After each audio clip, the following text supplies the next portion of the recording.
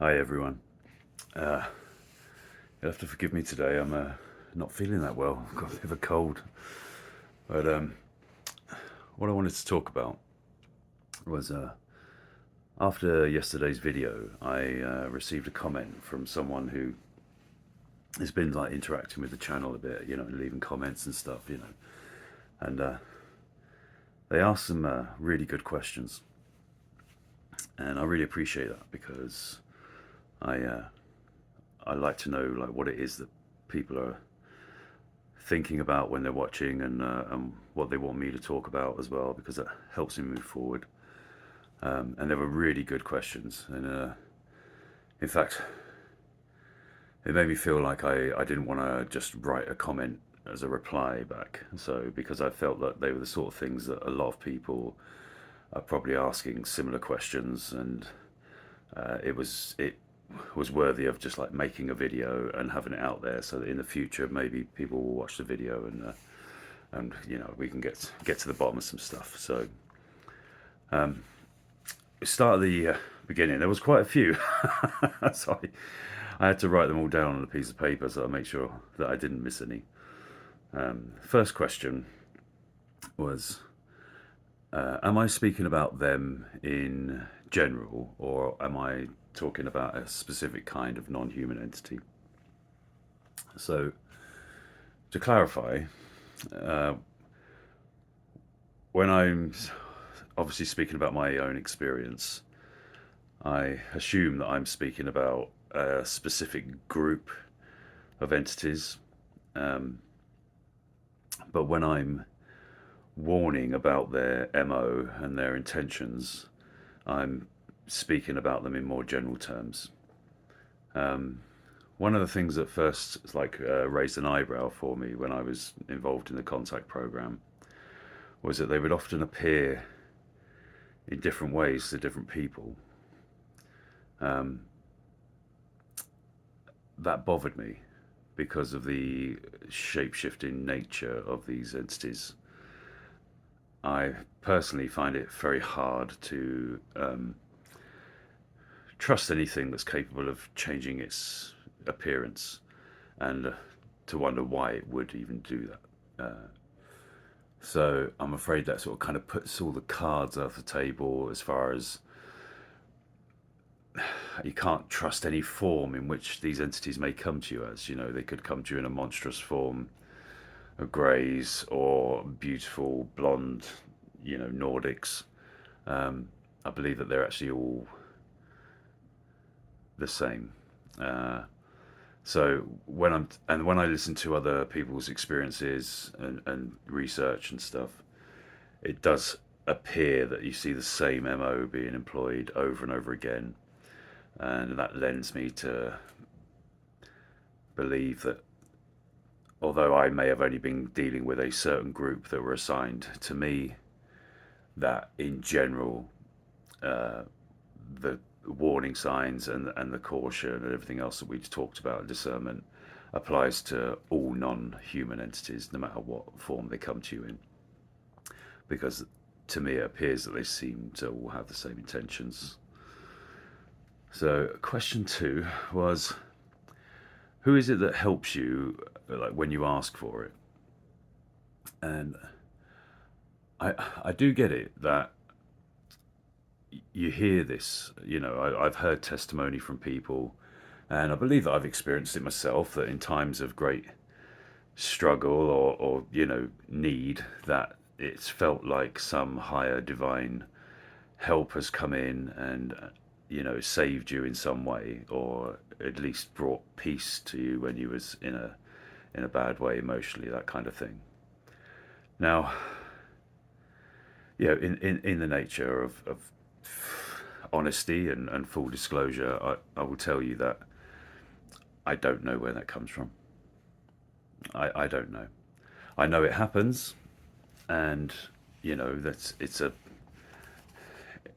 a nice idea to think about, the idea of divine help and stuff, but I don't personally know where that comes from. Okay. And like I said to you, I'm not the authority, not, the all-knowing. I have my own experiences, and I've done my own research, and I've gone through my own transitions, and I'm wanting to bring as much as I can to the table in this conversation. But if I don't know something, I'm going to tell you that I don't know. Okay, and that's the truth of the situation. So, question 3 was: are all channelers all talking to someone else?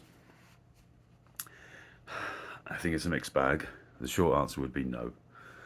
From what I've seen and read, to me, I would say it suggests that I'd say about 20% are absolute scam artists, good actors, not in all cases, but people that know exactly what they're doing. They're pretending, and they're getting attention for it. YouTube hits or whatever. But that's the case. I believe about the other 70% are people that genuinely are having a form of clairaudience, telepathics,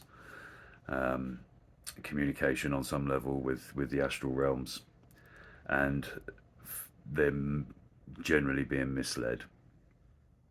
So they, you've heard the old idea that, like, the devil would, to tell you a lie, will sandwich it in truths. So a lot of the times with these channelers that are being misguided, they will have lots and lots of beautiful messages, but somewhere in there will be a turd in the punch bowl, and that's what they're trying to get you to believe, while sandwiching it in a lot of esoteric truths.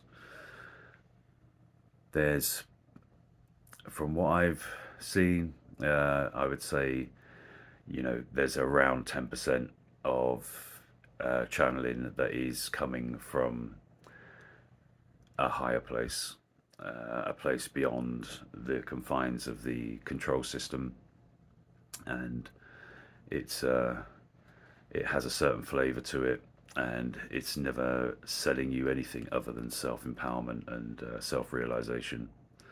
And there's very little ego involved in the conveyance of the energy, and you can feel that.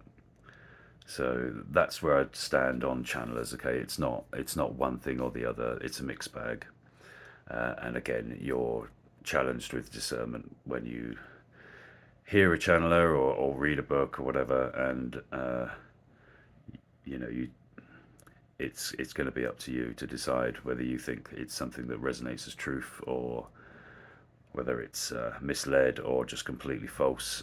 Tell you that all of the above are out there. So, all right, question 4: are there any allies? Well, I do understand that, like, when I'm talking, it's possible to kind of like think that I've got some very sort of like pessimistic view, and like it's all kind of can seem a little bit negative and stuff. Yes, I do believe we have allies. I believe that, like, beyond the matrix, if you will, like I said to you before, I saw that our part of consciousness was isolated from a much greater part of consciousness, and that greater part, they are by definition your allies. They are higher aware reality, and that higher aware reality is waiting for you to join it, and I'm sure it's cheering us on, but nevertheless, is the acts of intervention seem to be very rare, don't they? So we know that for a fact that you know wars aren't being stopped, and pandemics aren't being stopped, and the activities of the elites and stuff are not being thwarted. It is being allowed to happen.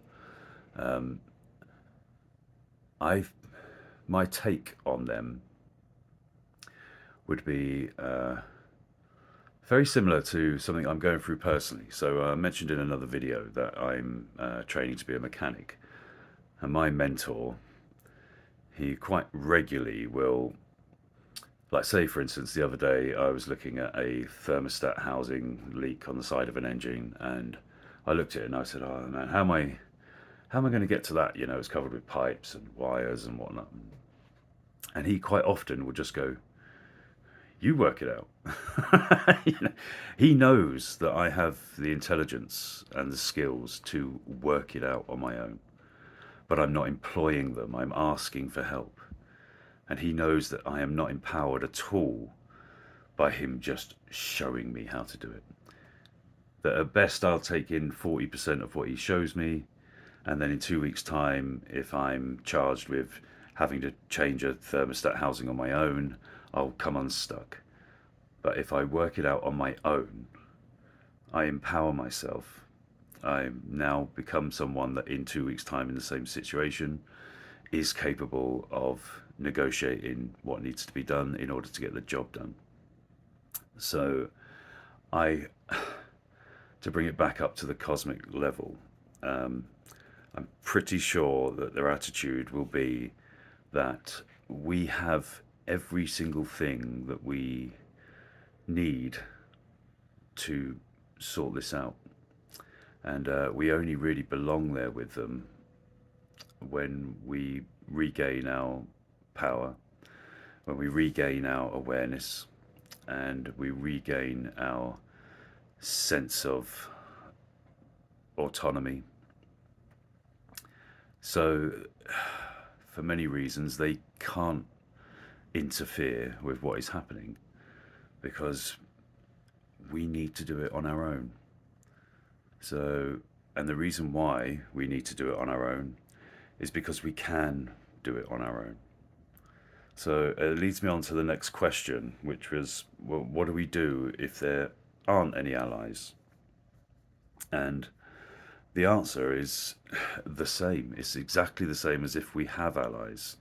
And I said to you, I do believe that we do have allies out there, if you like. But ultimately, even if we didn't, the answer would be the same. We emancipate ourselves with the tools that we actually have, the skills and the power and the authority of us as the truth. We can do that.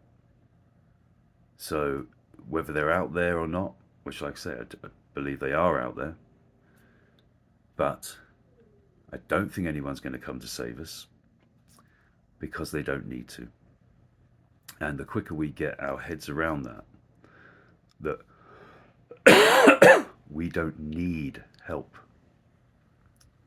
just to become what we already are.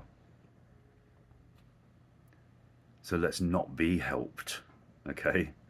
You know, let's not wear armbands when we know how to swim. Let's just swim, okay?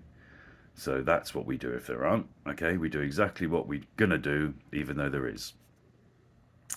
The next question was, how do we escape this reality?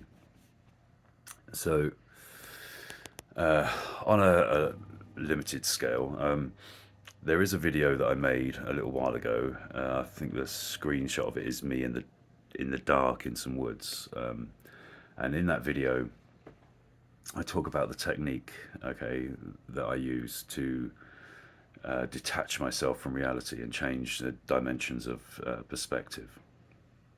It works, but at the end of the video, I discuss about how a narrator stepped in and offered me a doorway out of this reality, and then, but in doing so, was only doing so to show me that I was still addicted to this reality.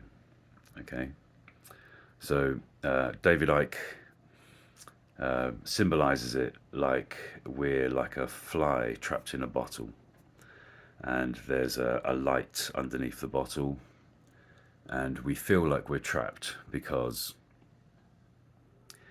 although the bottle's open and there's no lid, we're so addicted to the light so enamored by it and drawn towards it that we just don't realize that escape is the other way. And at any time, if we was to overcome our addiction to the illusion, we can remove ourselves from it. So questions that you'd like want to ask yourself for long-term escape would to be realize what it is about this reality that you are addicted to. So many people are addicted to the victimhood.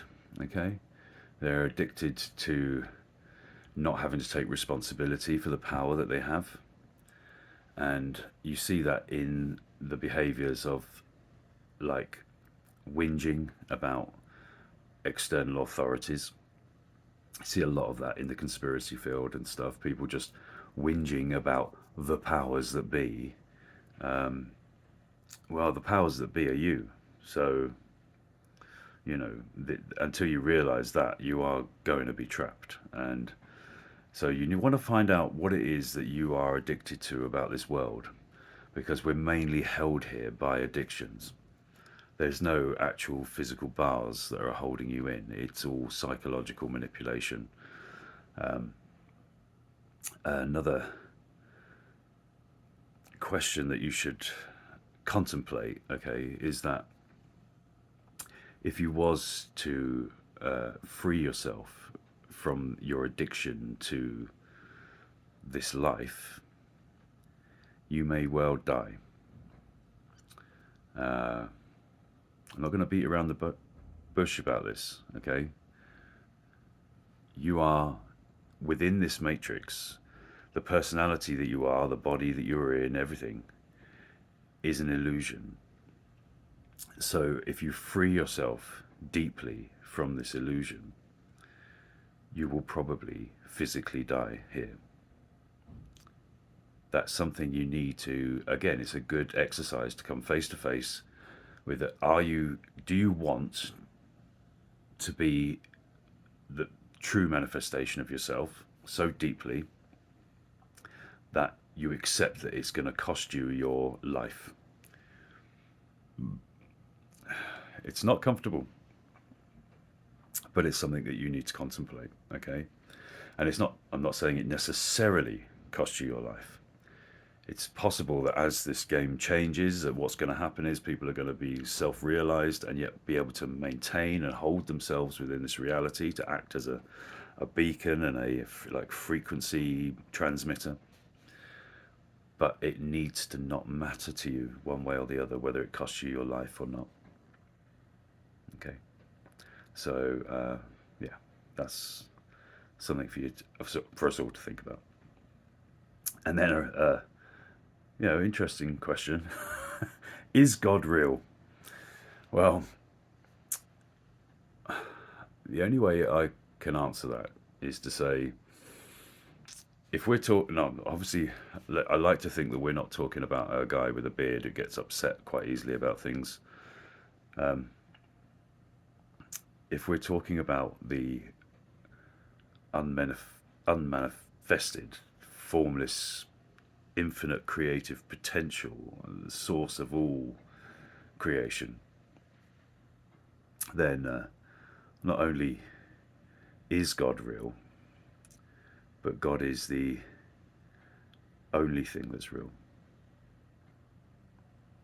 I refer you back to David Icke's book about infinite love is the only truth. Everything else is an illusion. So this is kind of just basically saying the same thing with using different words.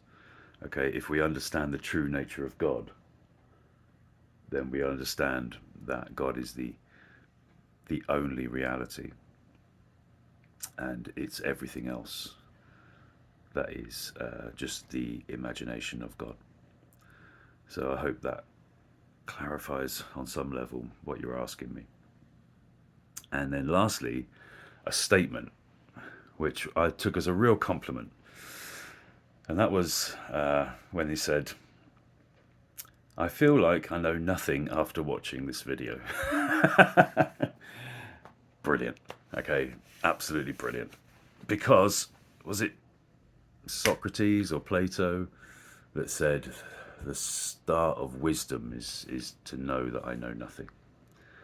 And that's an awesome place to come from. Okay, like anyone who thinks they know something is talking out their ass.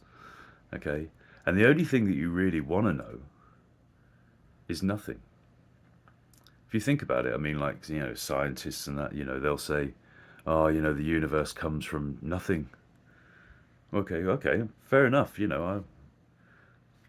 I accept what they're saying, but this nothing thing that all of this came from, it must be something pretty special, mustn't it? This nothing.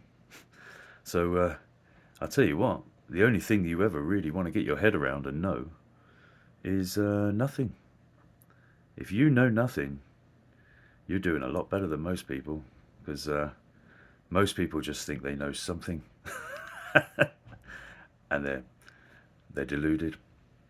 Okay, there's only one thing worth knowing, and that's the true nature of nothing. So thank you. All right, thank you for your questions. Okay, and I hope that I've been of some help in answering them for you, and at least helping you to ask other questions.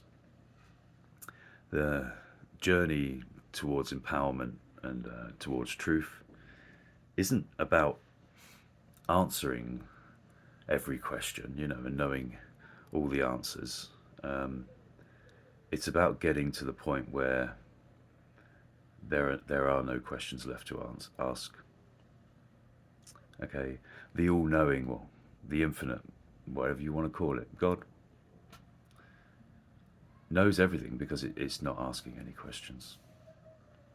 It is the mystery. Okay, you are the mystery. You're the truth, and you're the power.